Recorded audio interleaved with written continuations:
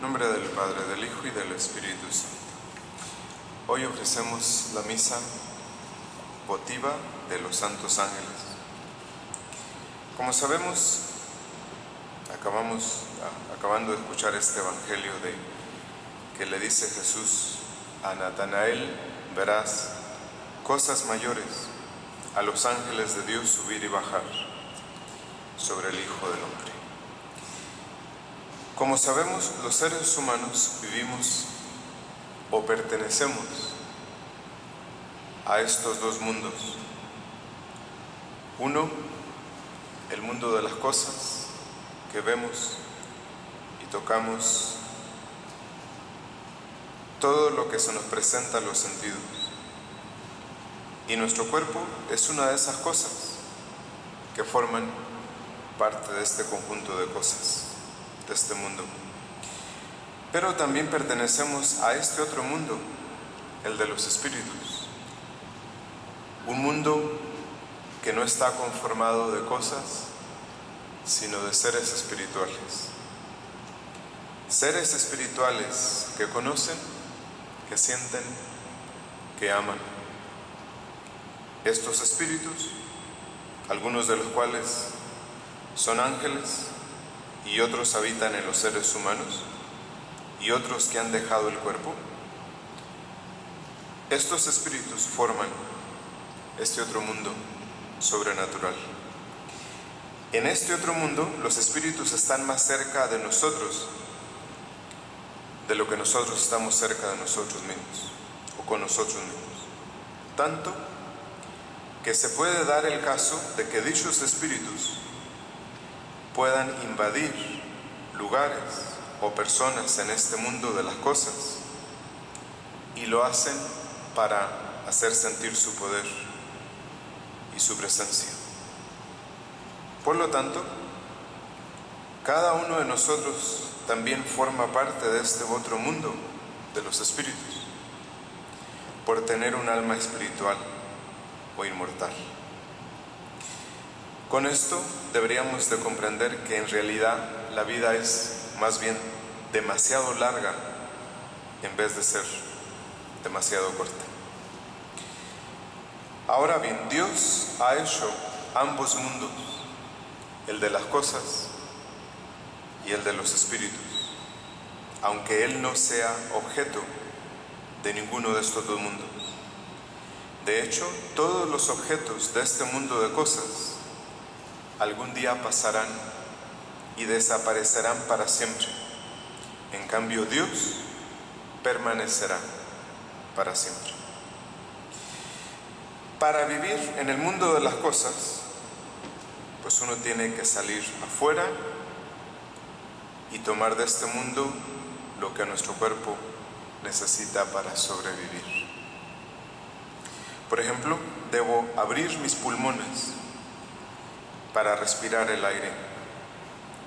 Debo abrir la boca para alimentarme, mis oídos para escuchar, mis ojos para ver y mi inteligencia para conocer las cosas. Para vivir en el mundo de los espíritus, debo también salir y buscar lo que mi espíritu necesita para sobrevivir. Debo estar en comunión con Dios para conocerlo, y conociéndolo lo ame. Después de eso, debo aprender a actuar por amor a Él y buscar complacerlo y contribuir a que Él realice su voluntad sobre todas las cosas. Entonces, si busco vivir en el mundo de lo físico y de las cosas, lo primero que debo hacer es respirar. Y si quiero vivir en el mundo de los espíritus, lo primero que tengo que hacer es aprender a rezar. Y ustedes saben que a veces respirar no es fácil. Ustedes han visto a personas que traen un pequeño tanque con ellos, que lo utilizan para poder respirar, porque se les hace difícil respirar. Entonces, Para muchos, respirar se vuelve bastante difícil. Pero también, si dejamos de respirar, nuestro cuerpo pierde su lugar en este mundo y nos morimos. De la misma forma, a veces no es fácil rezar, o es más, muchos o no saben o no quieren rezar. Y si no saben rezar, no pueden decir que viven. Tal pareciera incluso que de la inmensa mayoría de las personas solo viven la mitad, o la mitad de la persona vive, pero no la persona entera. Si dejamos de rezar, nuestro espíritu pierde su lugar en el mundo de los espíritus. Por lo tanto, si nos preocupamos de aprender a respirar bien, es muy probable que aumente nuestra salud en nuestro cuerpo. Y de la misma forma, si nos preocupamos de aprender a rezar mejor, lo más probable es que nuestra vida espiritual también se rejuvenezca. Entonces, como habíamos dicho, pertenecemos a estos dos mundos y sería inútil preguntarnos cuál de los dos mundos es más importante. En el mundo de las cosas, pronto lo dejaremos y desapareceremos. Y de hecho desaparecerán todas las cosas junto con nosotros. Pero el mundo de los espíritus permanece para siempre. Es divino, eterno, o es vida, en otras palabras. Y para aprender a vivir eternamente en ese mundo, es imprescindible aprender a vivir en él. Aprender a vivir cómo vive Dios, cómo ve Dios las cosas, qué es lo que Dios ama. Y de hecho Jesús nos dijo, en esto consiste la vida eterna, que te conozcan a ti, Padre, y a quien tú enviaste, Jesucristo. Es aquí donde radica la necesidad de la oración, ya que la oración no es solamente una forma de conocer mejor a Dios, es una forma de vivir en comunión con Dios, es una forma de compartir su vida. Por eso Jesús nos enseñó el Padre Nuestro. Y en el Padre Nuestro decimos: Padre nuestro que estás en el cielo, santificado sea tu nombre, hágase tu voluntad.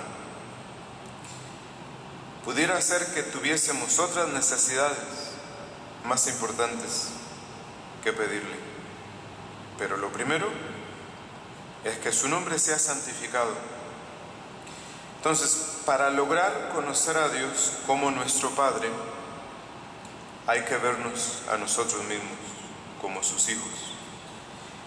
Debemos pensar como hijos suyos, vivir como hijos suyos. Es decir, comportarnos como si de veras Él fuera nuestro Padre. Y aquí es donde comienza el problema. Porque en primer lugar, nunca hemos visto a Dios como hemos visto las cosas que nos rodean. En segundo lugar, la influencia que tenemos de este mundo es tanta que no se nos permite conocer a Dios como Padre ni vivir como hijos. En tercer lugar, confesar que Dios es nuestro Padre implicaría una total dependencia de Dios, de lo que a Él le debemos, de lo que somos y tenemos, y que Él, en último término, exige nuestra obediencia filial como hijos suyos, y especialmente que lo amemos. Lograr hacer esto es lograr dejar todas las cosas en sus manos, dejar de ser nosotros el centro de la vida y hacer a un lado nuestros intereses, nuestras preocupaciones, nuestras ansiedades, nuestras cosas por las suyas. Ahora bien, para poder lograr vencer esta dificultad de no haber visto a Dios, es necesaria la fe. Así como es necesaria la fe para las relaciones interpersonales, así también es necesaria para nuestra relación con Dios. En relación a los demás, sin fe es imposible correr riesgos. Es más, sin fe es imposible amar a los demás, porque cabe el peligro de que un día nos traicionen o nos abandonen. Y esto no puede ser así con Dios. Entonces, el primer requisito para la oración, para conocer a Dios y amarlo, pues es la fe. Ahora bien, toda oración no es otra cosa que la voz del Hijo que se dirige a su Padre. Esto es a lo que hemos llegado a entender. Pero para esto es necesario, así como tenemos un Padre que es modelo, necesitamos tener un Hijo que sea modelo para nosotros. Y este modelo de Hijo solo lo encontramos en nuestro Señor, lleno de gracia y de verdad, como lo decimos en el último Evangelio. Ya que Dios, siendo el Padre perfecto, no puede estar sin un Hijo perfecto, por esta razón, el Hijo suyo se ha hecho hombre y ha venido a vivir nuestra vida, nuestra dependencia, nuestra miseria, nuestra necesidad. Y todo esto lo hizo en unión con su Padre, para darnos ejemplo, hasta morir en la cruz. Y tanto amó Dios al mundo, que le envió a su propio Hijo para que todo el que crea en Él no se pierda, sino que tenga la vida eterna. Y de hecho, es en Jesucristo en quien llegamos a conocer al Padre. Él nos ha mostrado cómo hay que amarlo y cómo hay que servirlo. Jesús, por lo tanto, nos muestra cómo se vive una vida en continua oración. Por eso los discípulos, al verlo, cómo vivía, le dijeron: Señor, enséñanos a orar. Y de ahí nació el Padre Nuestro. Sin embargo, como nosotros sabemos, por el pecado original, nosotros perdimos nuestro lugar. Se hizo una herida, una separación. Y Jesús vino a sanar esa herida. Nos toma en sí mismo, asume nuestra situación y nos devuelve el acceso al Padre. Llegamos entonces a ser hijos en el Hijo y por medio de Él. El Padre Nuestro lo rezamos con Él y en Él. Es como ponernos frente a Dios y levantar la cruz frente al Padre y pedirle que por medio del sacrificio de su Hijo nos escuche. Sin el sacrificio de la Santa Misa no podemos ser nada, no podemos obtener nada, no podríamos pedir nada. De esta forma, por mediación del sacrificio de su Hijo en la Santa Misa, la oración une estos dos mundos. De hecho, la Santa Misa hace bajar, hacer presentes entre nosotros todos los bienes celestiales. Y en este mundo no hay nada que Dios más desee que le pidamos cosas, que se las pidamos por medio de su Hijo. De ahí que es Dios mismo que ora en nuestro propio espíritu. Ahora bien, por lo general hemos creado hábitos para todo lo que hacemos en este mundo de las cosas.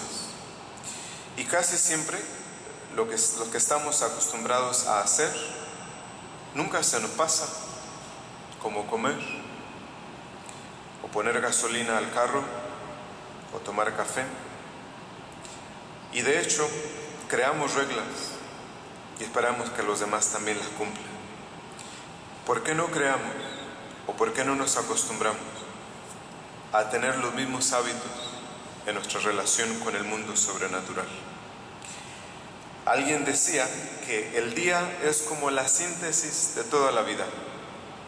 Nos levantamos del estado inconsciente del sueño como si fuésemos a comenzar a vivir apenas. Avanzamos en nuestra jornada durante el día y al anochecer volvemos al sueño del que habíamos salido. Y lo dejamos todo como si el mundo se hubiera acabado. De ahí que hay dos tiempos en los que, según se dice, sería pecado no rezar, al levantarse y al acostarse. Al levantarse empezamos el día con oración, y con oración en tres formas diferentes: con un acto de adoración, y de adoración porque este es el primer deber del cristiano, y un acto de adoración necesariamente nos obliga a dejar nosotros mismos de ser el centro del universo. Después, un acto de dedicación o de ofrecimiento, para ofrecerle lo que somos, lo que vamos a hacer y últimamente cumplir su voluntad. Y para finalizar, hacemos una súplica de todo aquello que podríamos necesitar para cumplir su voluntad. En nombre del Padre, del Hijo y del Espíritu Santo.